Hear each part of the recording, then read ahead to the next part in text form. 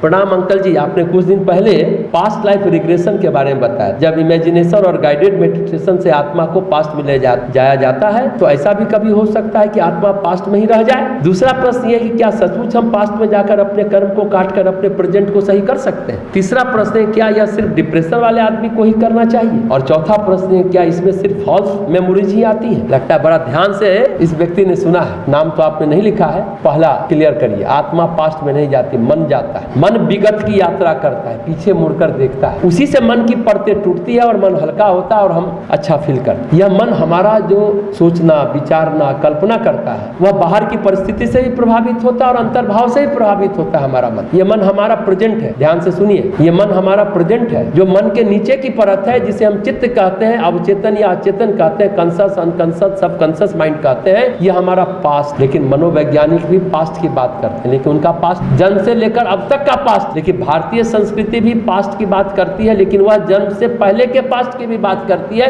जिसे हम प्रारब्ध कर, और जब से हम दुनिया में आए हैं उस पास्ट की भी बात करती है भारतीय संस्कृति। जैन धर्म में, जैनियों में एक प्रक्रिया होती है जिसे कहते हैं जाति स्मरण, यानी पुनर्जन्म का स्मरण। उनका बड़ा ऑर्गेनिक प्रोसेस, बहुत बढ़िया। उसके लिए ध्यान का विधान, पिछले जीवन में जा करके आप अपने कर्मज बल को हटाइए। पिछले जीवन जो चित्त की परत है, अरे पिछला जीवन कौन है, चित्त की परत ही तो है, और अगला जीवन चित्त की नई परत होगी। क्या कि अपने यहाँ की मृत्यु से जीवन समाप्त नहीं होता, एक चित्त पर नई परत आ गई और नया जन्म, नया शरीर। तो ध्यान तपस्या में जाकर आप उन परतों को नष्ट कर सकते। नष्ट हो जाए तो बात खत्म हो जाए। चित्त के संस्कार जब नष्ट हो जाएंगे तो फिर वो घटना आपके जीवन में नहीं घटित हो। अपने यहाँ योग विद्या में मेस्मरिज्म नहीं है। हमारा मानना है कि हम भगवान के सनातन अंश है, हमारा पास्ट, प्रेजेंट और फ्यूचर सभी परमात्मा है। बीच में जो अवरोध है, जन्म जन्मांतर के जो कर्म बन गए हैं, यही अवरोध। इसलिए योग कहता है चित्त शुद्धि।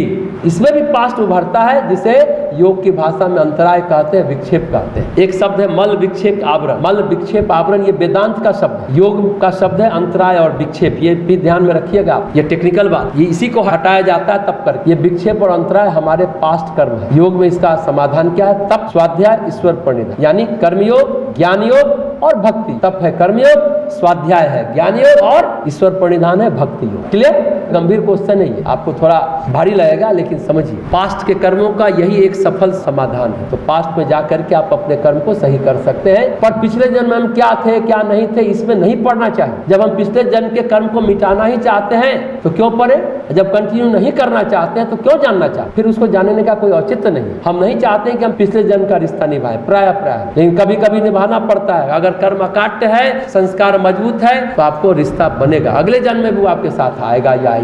तो जितना हम छीन कर सकते हैं उतना करना चाहिए। तो मनोवैज्ञानिक कहते हैं कि वो इसी जीवन का पास्ट लाइफ रिग्रेशन करते हैं, पिछले जीवन का नहीं करते। एक ब्रायन वीज आधुनिक मनोवैज्ञानिक है, उन्होंने पास्ट लाइफ रिग्रेशन पर बहुत सारी किताबें लिखी है। क्या नाम है? ब्रायन वीज। उन्होंने बहुत सारे एक्सपेरिमेंट किए हैं, आप भी कर सकते हैं। आप अपने पिछले कर्म को जो अटक रहा है, जहां जिसके कारण आपकी प्रगति रुकी हुई है, तो आप उसे हटा सकते हैं। नॉर्मल व्यक्ति या डिप्रेशन वाला व्यक्ति की बात नहीं है। सच कहिए तो आज हम लोग कुछ ना कुछ थोड़े बहुत लुनेटिक हैं, कुछ ना कुछ झक्की तो हम लोग है ही।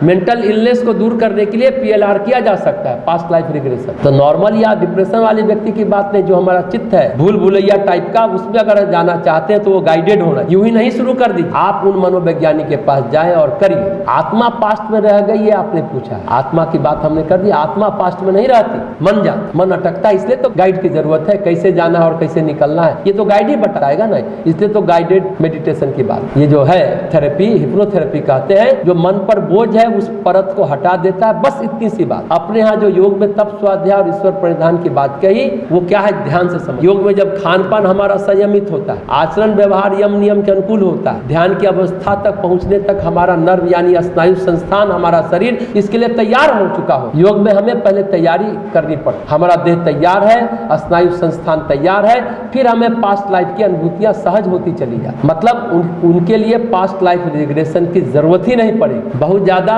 उनको गाइड की जरूरत नहीं पड़ेगी, क्योंकि हम उसके लिए उसका शरीर तैयार है, हमारा दिमाग, हमारा स्नायु संस्थान तैयार है। बेसिक चीज तो नर्व है ना, जो तैयार है तो आप ऐसे ही आप जान जाएंगे पिछला जीवन। अगर हमारी तैयारी है तो उसका कोई दुष्प्रभाव नहीं पड़ता, लेकिन उसके पहले लंबे समय की योगचर्या होनी चाहिए, तब आप इस क्रम को करेंगे। ये कौतुक का विषय नहीं है। यौगिक जीवन या आध्यात्मिक जीवन जीवन में जिन लोगों को अनुभूति होती है पास्ट लाइफ की, वह अनुभूति कह सकते हैं निरर्थक होती। उनके लिए जो योगी है, आध्यात्मिक साधक के लिए पास्ट लाइफ की अनुभूति का कोई मूल्य नहीं, कोई महत्व नहीं। यह एक अंतराय है, एक संस्कार है, बस जान लिए आगे बढ़ गए। अगर हमें भगवत प्राप्ति करनी है, आत्म तत्व का बोध करना है, तो हमारे लिए इसका कोई प्रयोजन नहीं है पास्ट लाइफ रिग्रेशन का। पिछले जन्म में हम कौवा थे, कुत्ता थे या ब्रह्मा जी थे, इसका क्या प्रयोजन है? अगर आपको आत्म तत्व नहीं, संसारिक है तो करते रहिए।